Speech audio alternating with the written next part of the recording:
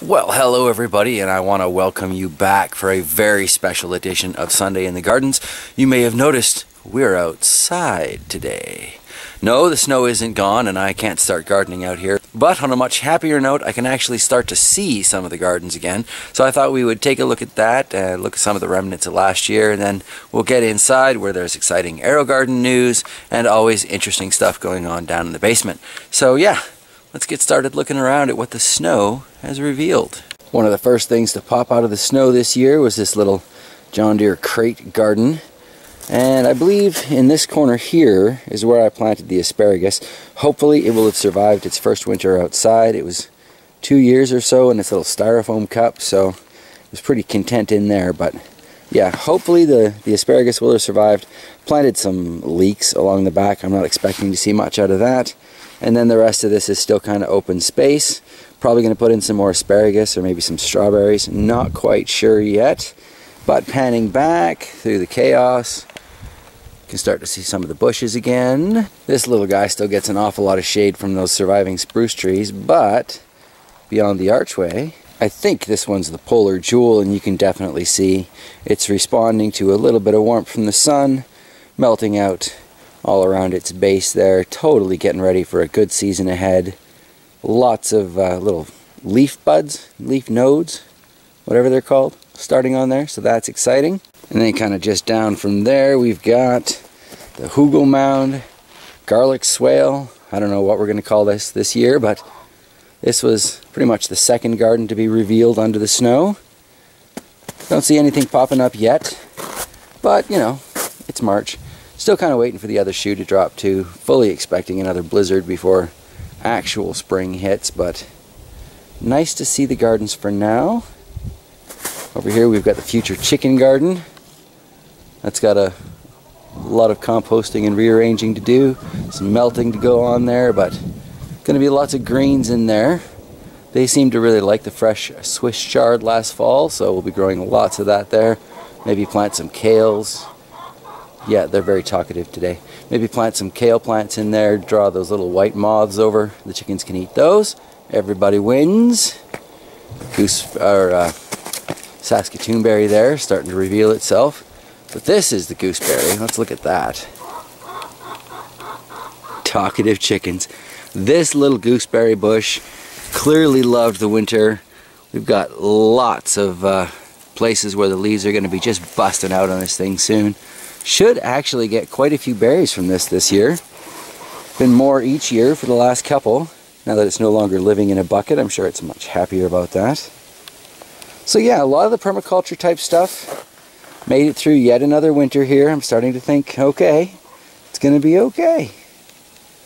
And I guess the last thing to see before I check the screaming chickens to see if they've got eggs today is the bunker garden way over there. We can kind of see one of the potato beds revealed too. Speaking of, not quite sure about the future of this potato bed. I think there's another one there, because I think that's just regular grass mound, that interesting little lump that I still kind of want to dig up and check out. But bunker garden here, where we had those beautiful tomato plants last year. Still kind of toying with the idea of 4 peppers in here, because it is raised up and much warmer soil than any other part of garden that we have. But I have put some of those chicken leavings in there, so I don't know. I'm going to take the claw, twist it in as everything thaws out and level it off. Probably just cut the tops off of those tomato stumps. I don't want to like pull them out, because I actually kind of want their roots in there from everything I've been researching, so we'll see. It's an interesting garden experiment though. The last few years have been a lot of fun playing with that thing. In the chaos garden we can see a little black bucket revealed there, and none of the other garden holes, garden spots really revealed yet, but looks like maybe we'll see them soon. That'd be nice. And a giant field where all the tomatoes were last year. Alright, it's still a little chilly on the fingertips though, so I say we head inside, check out what's going on with the AeroGardens, and then down to the basement. And then as promised, upstairs where it's a little bit warmer, checking on the AeroGarden. Today we're taking the dome off of that particular Bad Brains pepper. Got some nice true leaves forming in the middle there. That one's not quite ready yet, but here we are. It's like day 10 or whatever since I actually planted these. Look at all these lemon habaneros. That's fabulous. Got a couple of Caribbean Reds that are popping up and just about to pop up, so fantastic.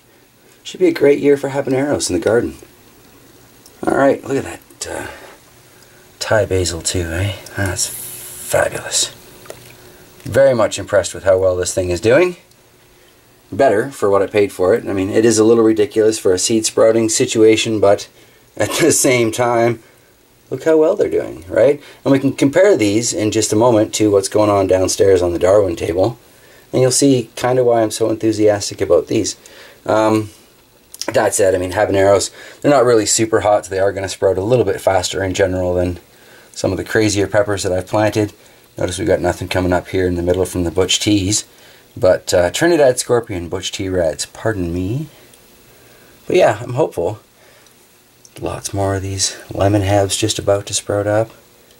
So yeah, I'm going to lower these lights back down to their normal point, and then off to the dungeon. So having just come from the AeroGarden, let's take a look at the seed starting setup here on the Darwin table, which is a little more traditional and significantly cheaper. And we can see, look, I had a couple of sprouts here. These things have just died off. What was that? DTY, Devil's Tongue Yellow. Does not look like those ones made it. We got some True Leaves on a couple of these here. True Leaf on that one there. Couple. Now I like this one here, significantly darker than that one. And I have in the past discovered the really purple leaf and stemmed peppers tend to have a bit more kick to them in the long run. So I am super excited, but clearly we've got some variation in whatever style this is. Bhut Jolokia Chocolate Habanero. So yeah, there's a lot of room for variance with that, but still, you know, so here's the kind of the sprouting rate that I've got going on here.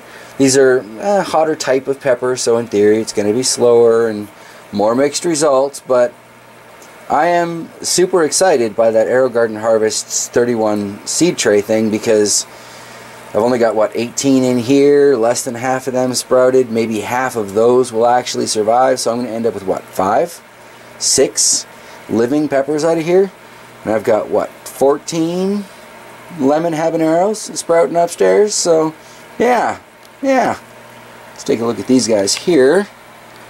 Actually, I grabbed more of the foil bags from work, so I'm kind of putting them everywhere, setting a little bit more light back down. But this is the Ahi Guyana. We've got the little flowers that are forming on here, and I don't know how well you can see it, but there's a little tiny pepper balm on there. So I'm down here like every day, every second day, making sure they've got water and shaking them off over the fish tanks, squeezing all the flowers and tapping them, trying to pollinate. Because there are lots of flowers on this particular plant, so I'm kind of excited. Now the Reaper down here, this is less exciting, but it is still somehow alive, so I take that as a positive, and I am going to find a planter to put that in and give it its last kick. I just haven't done it yet. Here's something nice and exciting though, that rescued oregano. Let's get some focus on the camera here. This is all new growth out of that one. So that's good. Starting to put roots in, get used to the soil situation. Got some nice growth. Seems to be heading towards the 17-watt LEDs as compared to going straight up towards the fluorescence.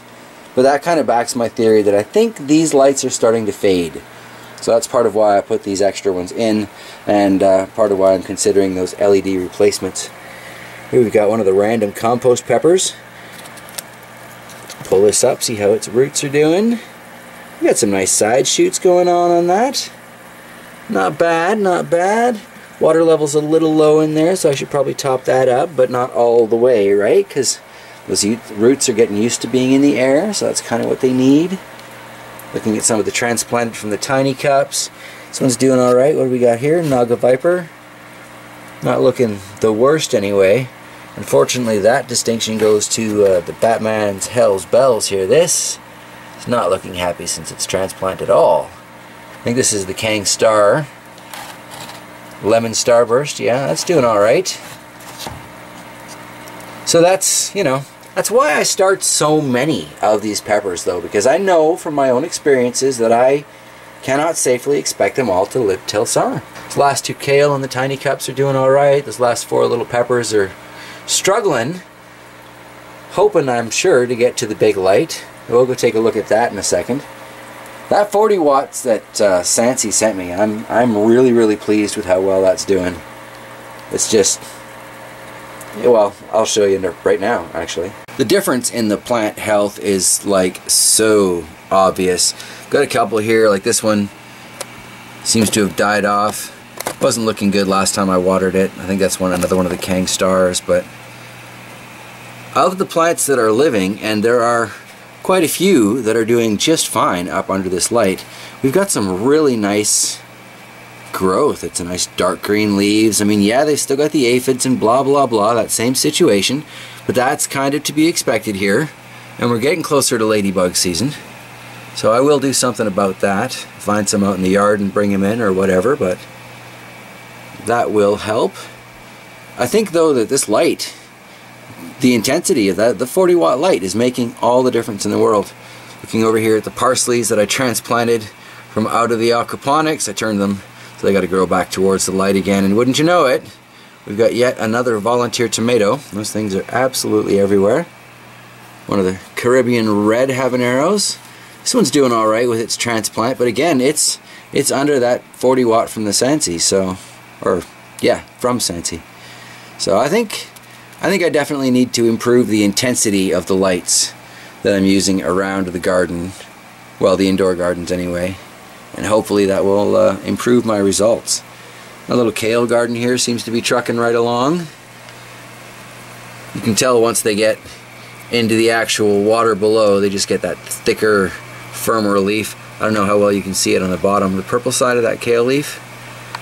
These things just, aphids seem to love the kale, so that leaf's undoubtedly going to get picked off and tossed into the fish tank. Speaking of which, I did finally order some fish food. I'm done experimenting with them. I have learned they can live off salad, so time to start feeding them properly.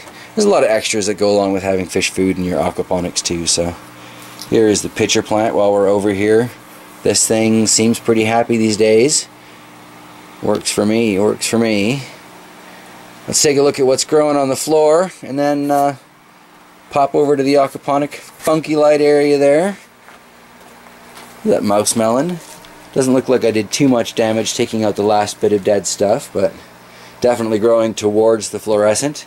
Would probably benefit from raising it up, but I don't think it would help the rest of these plants much. There's another Caribbean red going on down in the DWC bucket. Got some decent roots going on in there. We've got some darkening going on. I'm not quite sure how I feel about that, but again, I think this one would really benefit from having just a more intense lighting situation going on. Can't really prove it unless I test it though. Oh, look at this. We've got a little tiny mouse melon attempting to start there. That's cute. Those things are adorable. I can't wait to see how well this transfers back to outside. I'm hoping it does really well, and you know, just kind of goes gangbusters from here. Those things are just so cute, and you know, they're just little crunchy, moist bundles of cucumber goodness. There's, yeah, nothing bad to say about mouse melons, really. These guys over there still waiting. I'm going to put some of those reflective foil bags on the plywood, kind of like I was saying, and I still kind of want to get a light just at above the top of that there. Blast it down on my little tree and houseplant section. I'm sure I'll see better growth out of those guys if I do, but that's always, you know, future projects. It's the joy of basically converting an unfinished basement into a personal pepper jungle. You can take as long as you need. It's not like we're renting, not like we're waiting on the landlord to go, oh, you can't do that. No fun. No fun to be had here for you gardeners. No, no. Actually, I've been really lucky with landlords as far as that goes. I'm really pleased with how well the combined houseplant planters are doing. Wish there was somewhere up in the main house they got really good light to put that Dieffenbachia. So I'm betting that sucker in the blue pot middle back there would just go nuts given the opportunity. Ugh. Anyway, let's go take a look at the aquaponics under its funky purpley red light. Ah, that sage. Doing so well for just a clipping. And it's a good thing too, because the other one ended up dying off on me, right? Would be nice to be able to put this outside, but again, things don't transfer particularly well from aquaponics to soil, and I don't know that I want to lose this. So I think next round up in the AeroGarden, I might actually try sprouting a whole bunch of herb seeds just for outdoor stuff. I'll do some sage and I don't know what else, maybe some more rosemary, because my rosemaries haven't been doing particularly well. Oh, here's the indigo rose, which we'll move it because you can't really see under this light, but when I was down here the other day, kind of looked like it was getting some little bit of red going on there that actually gets to more of a blood red color, so that's not quite ripe yet. And the biggest thing with these indigo rose, as most folks who have grown them will tell you, let them ripen on the vine or you're screwing yourself on flavor. You're losing out on the joy that can be there. It's like this peachy, tomatoey. Oh, it's so good. There's a reason that I'm so gangbusters to keep growing these ones. In the back here we can see the tricolor sage growing a little bit since I cut back the mint forest, eh? Look at that discoloration from underneath all the growing leaves. I did basically anything I can reach, I can trim job on the mint. That seems to have worked. Well, here I cut open one of those big old bags and put the white side for a little reflective surface. This tomato seems to be benefiting from it, but otherwise it's just, you know, mint taking over, doing what mint does. I think I've got another flower forming up here on the yellow tomato that I got to eat, so that's cool. But yeah, the aquaponic garden's pretty much just kind of going on in the same way it has been. So we'll pan down to the fish. These guys don't really know about their food surprise, but I'm sure they will enjoy it when it comes. More of that same brand that I had before, the Microbe Lift. I trust the company. It's done well for me over the years with a lot of different fish. Brought out good colors, good growth, and I've seen good healthy fish out of it. So these guys have proven they can live on salad. My salad bar goldfish can now go back to having normal food like normal fish. It'll be great. They'll like it, I'm sure. Maybe get some good growth out of a couple of these guys. But they're feeder fish, right? So there's a reason they were all in that tank in the first place. The Patches is still, or Patches, Peaches is still nice and pale looking there, and at that spotted one there. And the black ones have still kept their color. The rest have pretty much just gone gold on me, but excuse me. That's kind of how it goes with feeder fish, you know. And yeah, I guess that pretty much wraps up our tour of what's growing on down here. As always, I got more changes I want to make, and lots of things are in progress, but it's an adventure. Really excited to see that little tiny pepper bum forming on the Guyana, though. I'm sure it'll be quite small compared to what they would be outside, but the addition of the two 17-watt LEDs seems to be what flipped that one over. It's intensity of light. This week's lesson, light intensity makes all the difference in the world for growing your peppers. Alright. Yeah, I gotta put the cover back on that. But before I do, I guess I'll call it a wrap. Say goodbye to y'all. Thank you for sticking around for this probably longer sort of update, but it was really nice to be able to see some of the garden beds revealing themselves outside, and I just wanted to share a little bit of that joy with you guys, because I'm sure you all know just how frustrated I am with the length of the non-gardening season out here.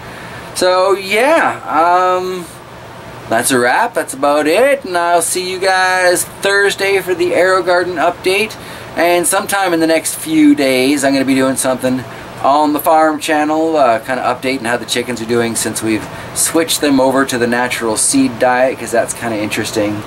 So yeah, stick around, sub up, check out what's going on, and I will see you next time. Take care, everybody.